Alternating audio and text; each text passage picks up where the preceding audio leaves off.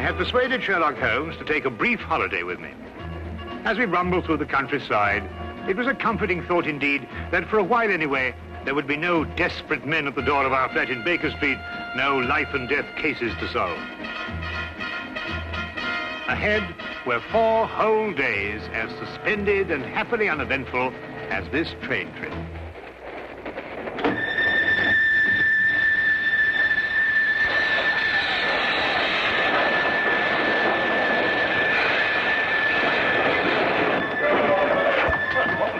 Hello, let's look. Hear anything? Not a thing. Well, I hope we haven't heard anything. We must be doing 30 miles an hour. Oh, we're doing more than that, I think, Watson. I thought you were asleep, Holmes. Well, not really. I was thinking about that Parkinson axe murder. You know, that unfortunate business in South Africa. And I was wondering... what? You are on holiday. Oh, yes. Yes, of course. Quite right, Watson. Quite right. Mr. Holmes? Yes, I'm Mr. Holmes. I thought I recognized your name on the reserved passenger list. Thought you might be able to help us. We seem to have had a sort of an accident. An accident or an incident? Well, I suppose you could call it an incident. But one of our passengers has disappeared. Disappeared? A boy. He was traveling with this young lady here. Paul is his name. Paul Windmaster. You must find him. I've heard you can do things like that, Mr. Holmes. Will you help me? There. I'm his governess. I should never have taken my eyes off him for a minute. But I looked in on him after he went to bed and was fool enough to imagine that everything was all right. Do you think he might have been kidnapped? Oh, no, I'm sure Paul ran away. How will I ever be able to face his father? I think you'd better sit down, Miss... Kendall. Lydia Kendall. Miss Kendall, and tell us everything from the beginning. I'm sure we can be of help. Sit down. Thank you. Tell me, Miss Kendall, what happened that made the boy run away? Mr. Holmes, have you ever heard of Paul's father, Lance Windmaster? Oh, yes, Ripsaw Windmaster, the Canadian timber king. The papers call him that. As rough and strong a man as the trees he cuts down. Paul, not having a mother since the age of 2, has grown to be like him in many ways. Independent, wild. Believe me, I've had a full-time job. I can imagine. Mr. Windmaster never disciplined him. Was actually proud of Paul's spirit. Until one day, rather suddenly, it struck him that he was bringing the boy up improperly. You asked me what caused the boy to run away. It was just that. And yesterday, when I went out to fetch Paul, I began to see the first signs of what was about to happen.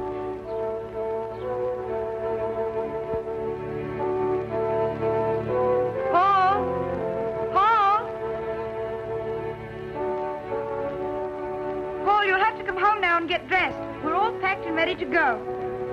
Yes, Miss Kendall. Hurry now, we can't miss the train.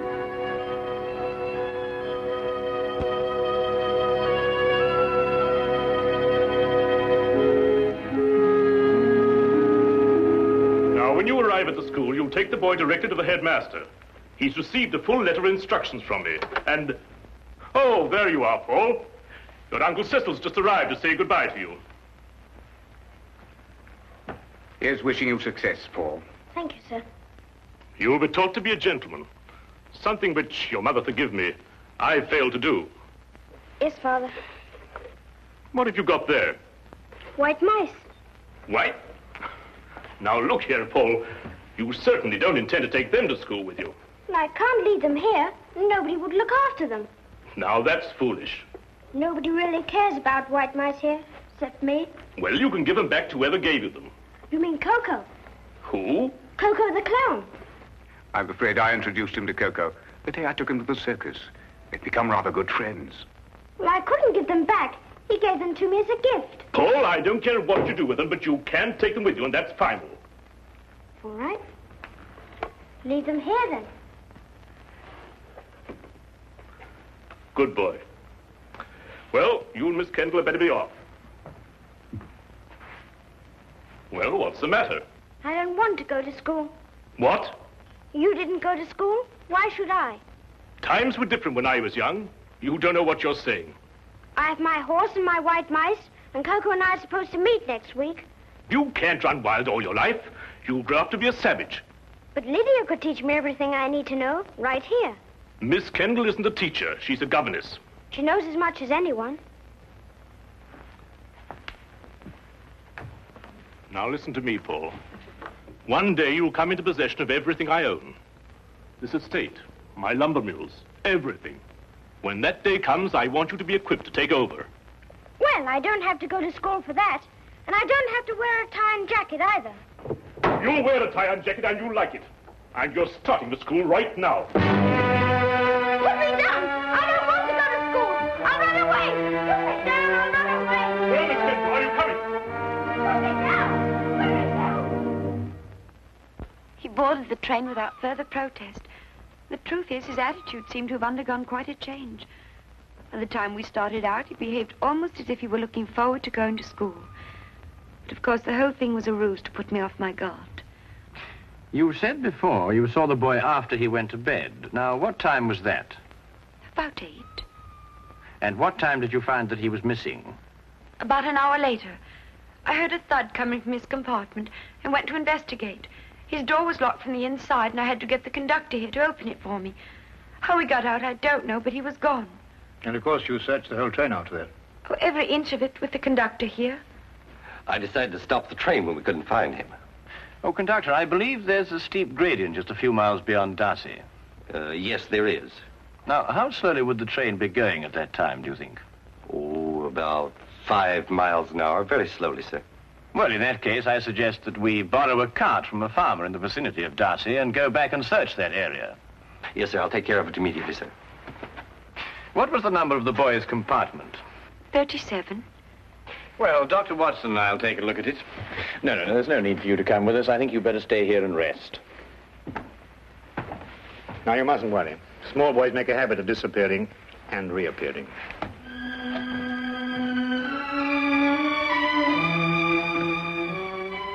I hope so. I hope so.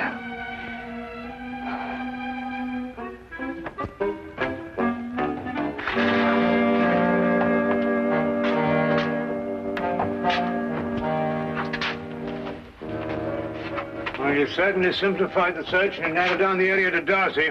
Here, Watson, give me a hand with this window, will you? Yes, sir. All the same, this train window.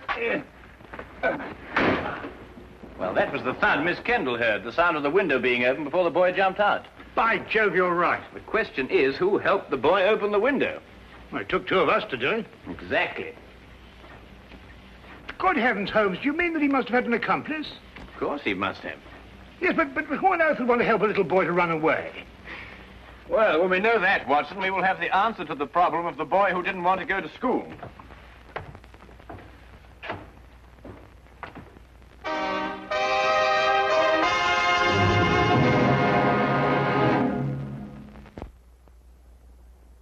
And now we return to the case of the night train riddle.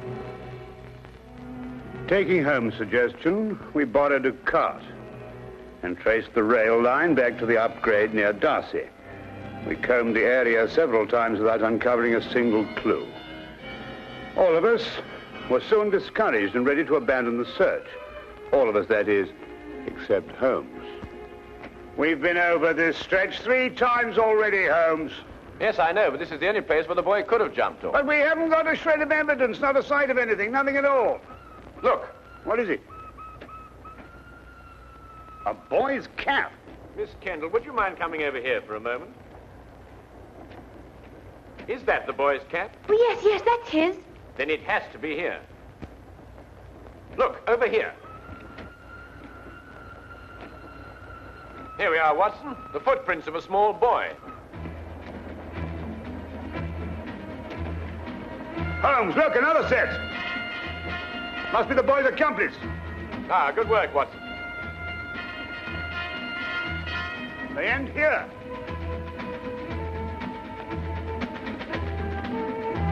Then it's quite clear what happened. Not to me. Well, they obviously boarded another train, a local, I imagine, traveling in the same direction as we were. We do pull alongside a local here, Mr. Holmes, the up train from Royal Minster. Well, how can they do that? Change trains in midstream, so to speak. Well, obviously, Watson, if both trains were traveling slowly enough. They do. It's possible, entirely possible, Mr. Holmes.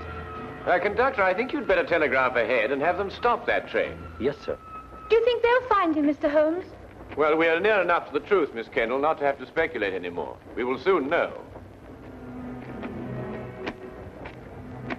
We began a hasty return to the night express, aboard which we hoped to catch the local. Holmes insisted that time was of the utmost importance.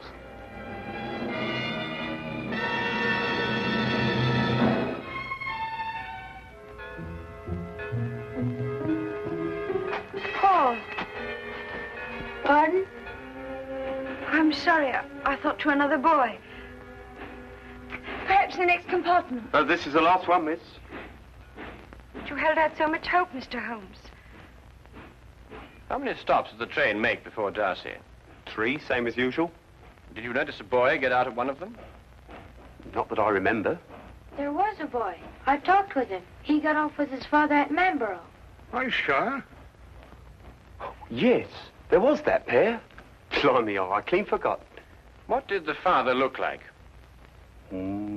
Medium-sized, grey hair, ordinary face. Wait, I noticed when I inspected his ticket there was something about his fingertips. They were red. Red?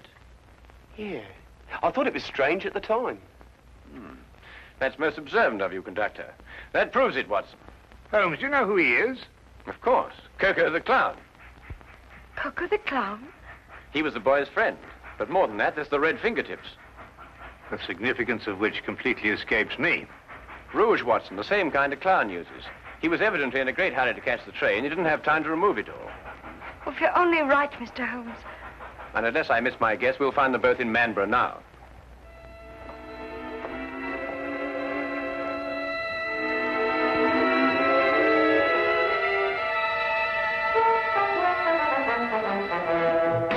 Watson, Miss Kennedy is sending a wire to the headmaster of the school, telling him they've been delayed. As soon as she's finished, we can be off. What's the matter with you?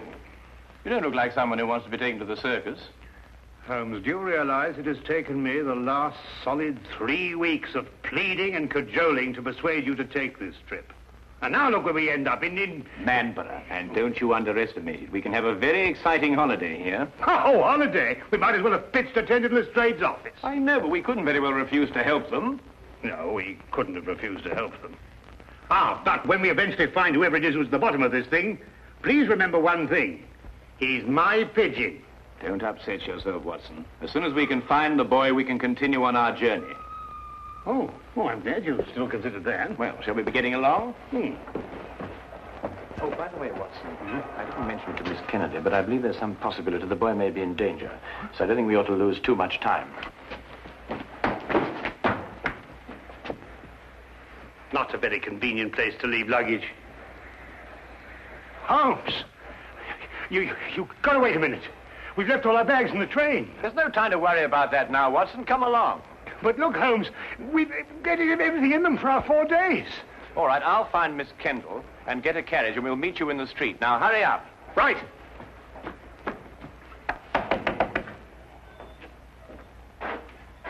Could you tell me if the night express has gone yet? It had to switch back to the main line. I wondered if it was still in the yard somewhere. I'm awfully sorry, sir. You must have the wrong town. No, I know where I am. I'm in Manborough. Right you are, sir. But the night express doesn't stop in Manborough.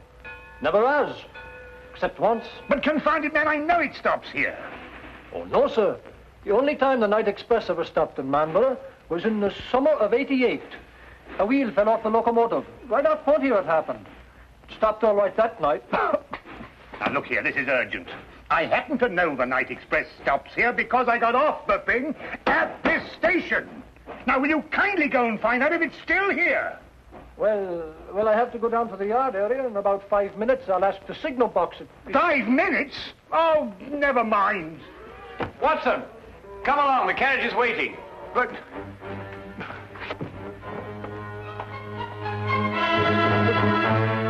the luggage.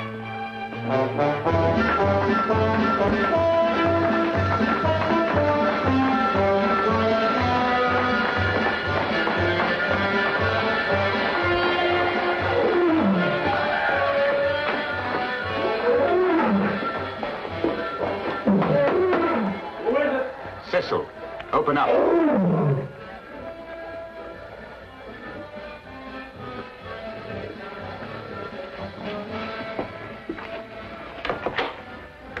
Did it work?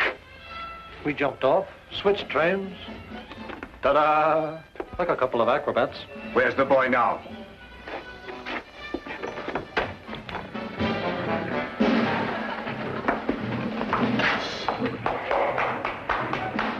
Exactly where I want him.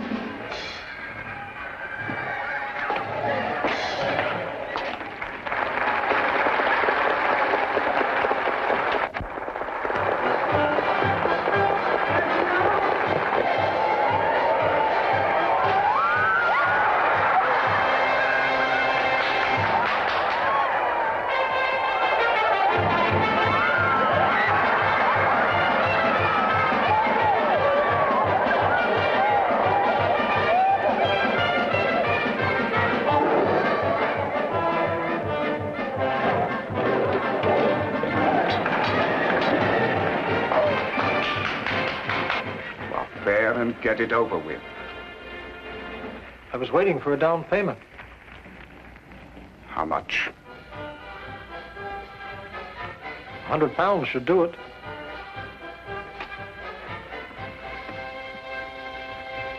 That's cheap enough to show you good faith.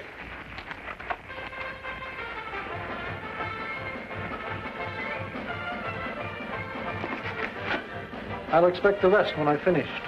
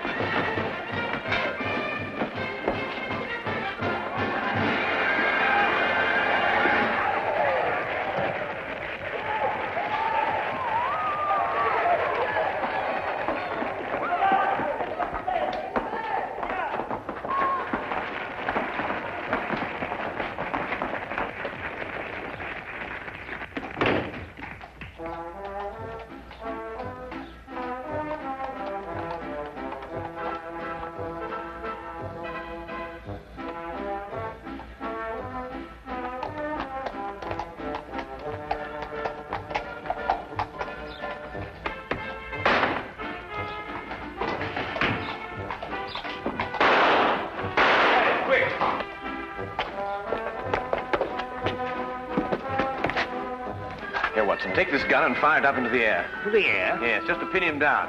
What are you going to do? Well, I'm going to find out who he is and why he's trying to keep us from the boy. Well, go on, Watson, fire it. I'm sorry, Holmes. This one's mine. What? Watson! Watson, here! Fire it, Holmes. Fire it! Oh, very well.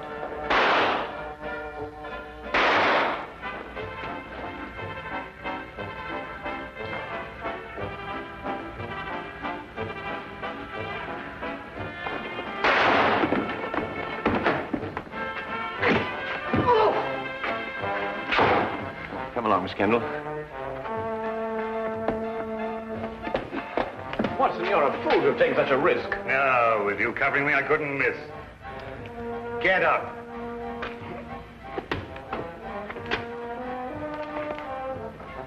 It's Mr. Windmaster's brother. Oh, Uncle Cecil. Yes, and the first in line to inherit the Widowmaster fortune if anything had happened to the boy. That's right, you would be the heir. You may not think so at the moment, Mr. Widowmaster, but you're very fortunate. If the boy had been killed, you would most certainly have been hanged. Hanged? Yes, hanged. Stop him. Stop who? Coco, he's about to kill the boy. Push him off the catwalk backstage.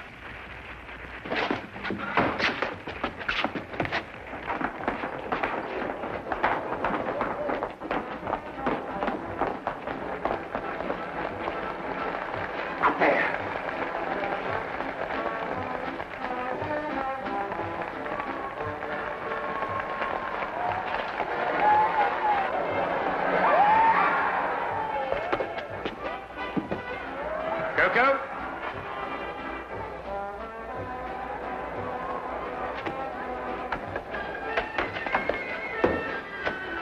Don't come any closer. I'm coming down.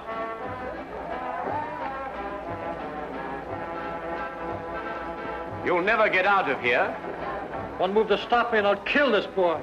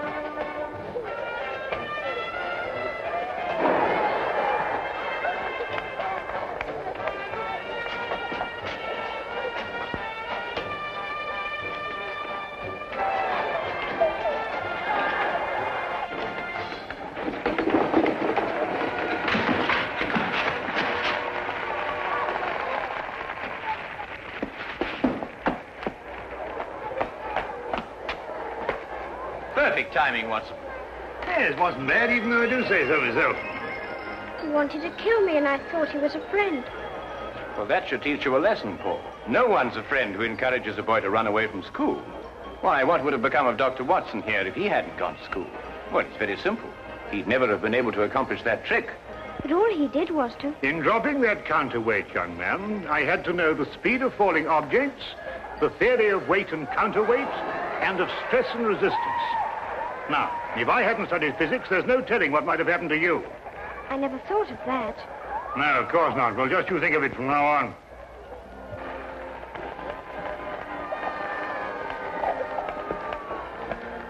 Watson, did you really have all that in mind when you pulled that rope?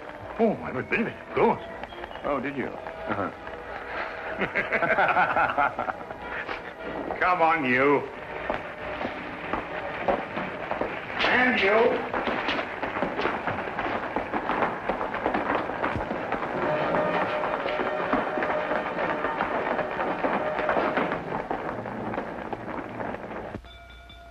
If you're looking for the time of the next London train, it will be along in 10 minutes. Huh? Oh, no. I was just wondering where our bags would be by this time. This train seems to be somewhat off schedule.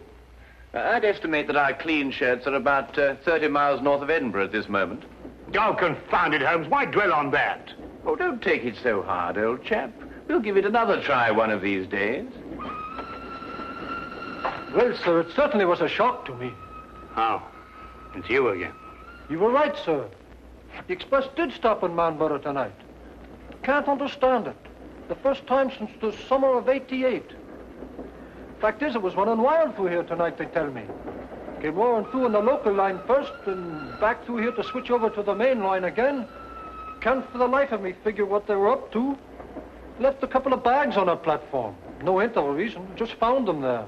A couple of bags, did you say? Why, yes, sir. A suitcase-like. Don't know anything about them. One marked JW and the other SH. Suppose we'll have to keep them in the office for the 30 days required. My dear sir, if you'll just lead me to your office, I think I can relieve you of those suitcases within 30 seconds. My name is John Watson. Mine will be the one marked JW.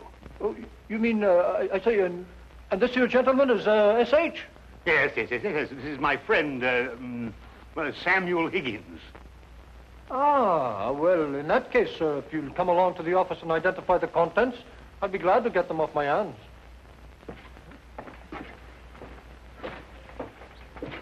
Samuel Higgins? Yes. You see, we have 3 whole days left. And I'm quite sure that nobody will want to interfere with the holiday of Samuel Higgins.